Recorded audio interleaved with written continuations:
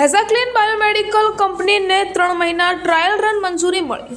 હેઝા biomedical વેસ્ટના વિવાદ યથાવત। નડિયાદના NRI ગામ ઉત્તરસંડામાં આવેલ હેઝા બાયોમેડિકલ વેસ્ટની કંપની થયેલ વિવાદ વચ્ચે જીપીસીબી દ્વારા સમગ્ર મામલે કંપનીને 3 મહિનાના ટ્રાયલ રન માટેની મંજૂરી અપાઈ બાદમાં આગળનો નિર્ણય લઈ કાર્યવાહી કરાશે।